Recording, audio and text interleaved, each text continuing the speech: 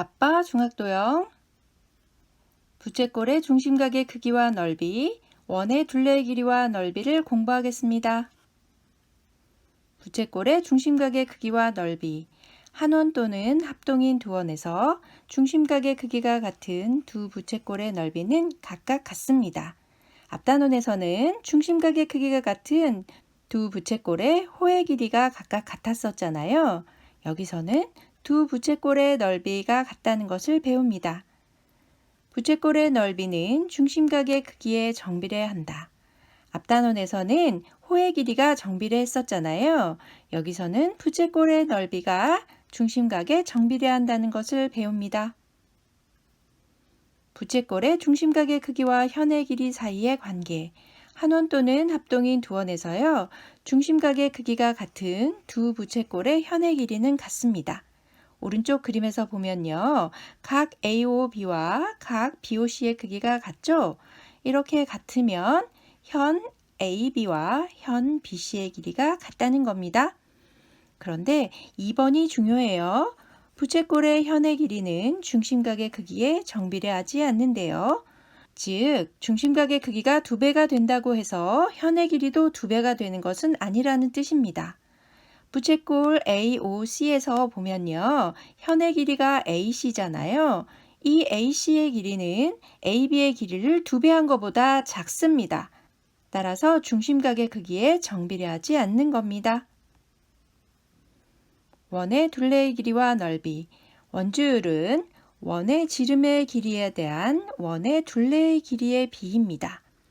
즉, 원주율은요. 원의 지름의 길이 분의 원의 둘레의 길이이고요. 그것을 파이라고 나타내기로 약속했습니다. 이게 무슨 말이냐면요. 원이 크던지 작던지 간에 원의 지름분의 원의 둘레의 길이가 항상 일정한 값이더라는 거예요. 그 값을 우리가 파이로 나타내기로 약속한 겁니다. 원의 둘레의 길이와 넓이, 반지름의 길이가 R인 원의 둘레의 길이를 L이라고 두고요. 넓이를 S라고 하겠습니다. 그러면 원의 둘레의 길이 L은요. 2 곱하기 반지름의 길이 곱하기 원주율로 나타낼 수 있습니다.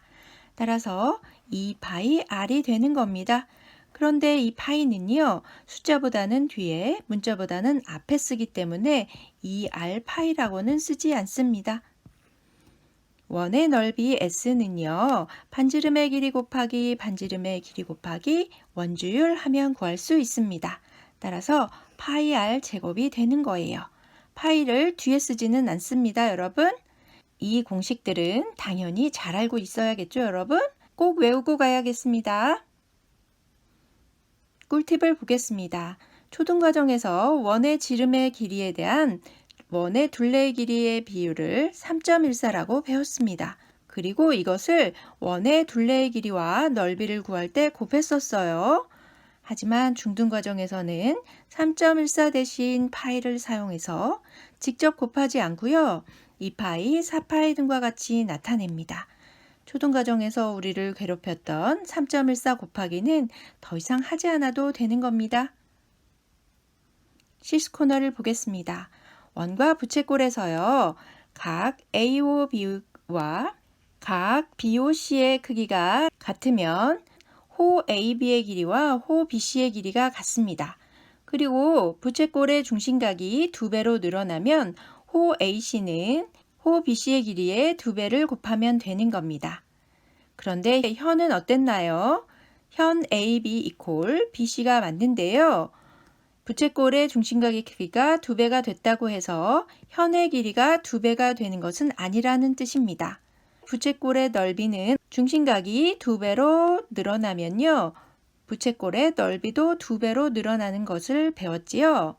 삼각형의 넓이는 중심각의 크기가 2배로 늘어난다고 해서 2배가 되는 것은 아니라는 것을 적어 놓았습니다.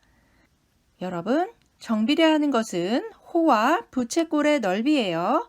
정비례하지 않는 것은 현의 길이와 삼각형이었습니다. 꼭 기억해야겠습니다. 원의 둘레의 길이나 넓이를 구할 때요. 너무 많은 학생들이 파이를 빼먹고 쓰지 않아서 틀립니다. 만약에 답이 4파이라면요. 객관식 보기에 반드시 4도 있는데 꼭 친구들이 4를 선택해서 틀립니다. 여러분, 우리는 절대로 파이를 빠뜨리지 말고 써야 된다는 것을 명심해야겠어요. 구독, 좋아요 꼭 눌러주세요. 안녕.